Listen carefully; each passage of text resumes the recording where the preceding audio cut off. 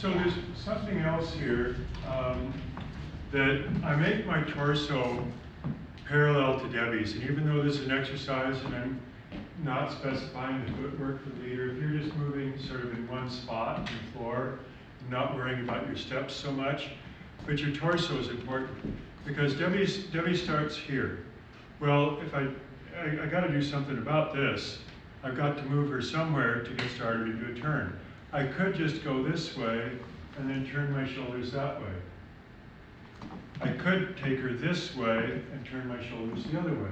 One resulted in a forward, starting with a forward, and the other started after the open going to a back. If I turn this way, she'll take a back cross. If I turn this way, she'll take a front cross. So I try to keep my torso parallel. That's how it's part of the conversation that I have with her to blend in with the idea of the Molinete.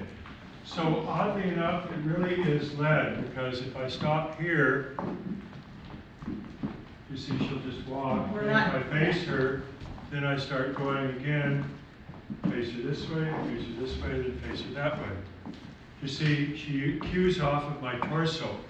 So we accompany the Molinete with our torso to indicate what kind of step she's going to take.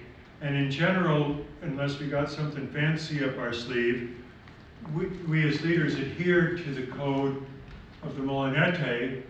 And even though Debbie will sort of is a bit able by default to dance the Molinete, if I'm facilitating and blending into the idea that goes with it, we stay connected. If I'm not attentive to that and just leave it to her to deal with which step is coming next, then we look and feel very disconnected.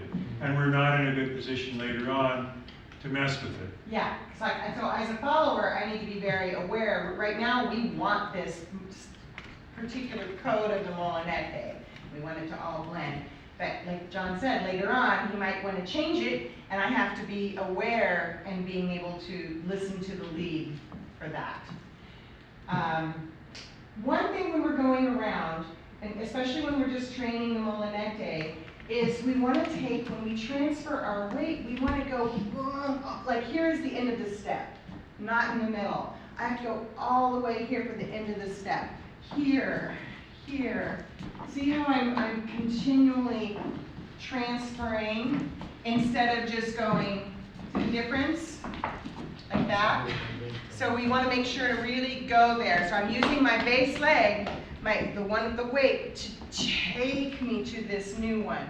And I try to keep it flowing, facing my partner. So my upper body, I try to stay that circle, but see how my lower body is really twisting. Now it's twisting to the back.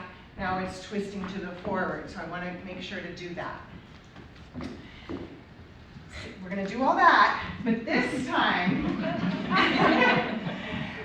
the Molinete has kind of like a default rhythm to it. We purposely wanted you to do it all single time then, and the leader can lead it all single time. Most of the time, there's this default rhythm. Bum, bum, bum, bum, bum, bum. It's on the back open. Back open. And then we just switched on the forward, open, bum, bum, bum. But notice I still take big steps, even on the double time. Bum, bum. So when we're training the Molinete like that, you try to take big steps around your leader. Equal length. Equal length. The back, all of the steps equal length. We're going to try it.